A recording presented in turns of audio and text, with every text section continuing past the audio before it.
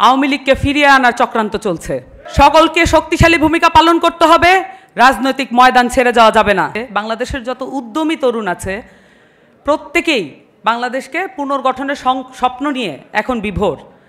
কিন্তু আমরা পরিষ্কারভাবে দেখতে পাচ্ছি বাংলাদেশে রাজনৈতিক পক্ষগুলো, রাজনৈতিক শক্তিগুলো এই স্বপ্নকে স্বপ্নভঙ্গে রূপান্তরিত করার জন্য ক্রমাগত কাজ করে যাচ্ছে। আপনারা যদি ইদানিং মিডিয়া প্রেজেন্স দেখেন, টকশোগুলো দেখেন, খুব স্বাভাবিকভাবেই লক্ষ্য করবেন এখানে আওয়ামী লীগকে প্রাসঙ্গিক করার, আওয়ামী লীগকে ফিরিয়ে আনার চক্রান্ত চলছে। ফ্যাসিবাদকে বাংলাদেশে নিয়ে আসার, স্বৈরাচারী কাঠামোকে আবার ফিরিয়ে আনার প্রচেষ্টা চলছে। এই প্রচেষ্টা কারা রুখে দিবে?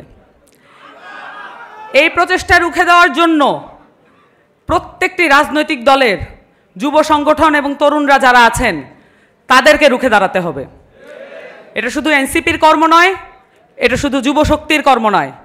আমি মনে করি বাংলাদেশের প্রত্যেকটি রাজনৈতিক দলের যারা তরুণরা আছেন তারা আপনারা রিভল্ট করুন। প্রত্যেকটি রাজনৈতিক দলে যারা স্বপ্ন উদ্যমী আছেন এবং স্বপ্ন বিভোর আছেন, যারা বাংলাদেশকে নতুন করে সাজাতে চান, পুনর্গঠন করতে চান, তাদেরকে রিভল্ট করতে হবে। এবং প্রত্যেকটা রাজনৈতিক পক্ষকে এখন নতুন করে ভাবতে হবে তারা কি আওয়ামী লীগের সাথে রাজনীতি করবেন, আওয়ামী লীগের ন্যারেটিভে রাজনীতি করবেন, নাকি বাংলাদেশ পুনর্গঠনের ন্যারেটিভে রাজনীতি করবেন।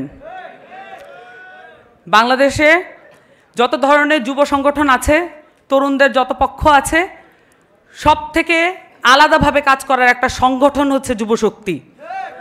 জাতীয় যুবশক্তির এই আবির্ভাব এবং আন্তর্জাতিক যুব দিবসকে পালনের যে উদ্যোগ জাতীয় যুবশক্তি দেখিয়েছে, এর মাধ্যমে আমরা একটা বার্তা দিতে চাই।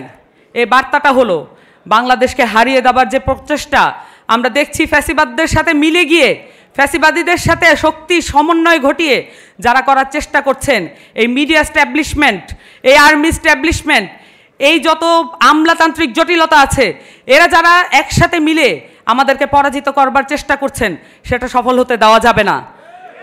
সকলকে শক্তিশালী ভূমিকা পালন করতে হবে, রাজনৈতিক ময়দান ছেড়ে যাওয়া যাবে না। আসসালামু আলাইকুম।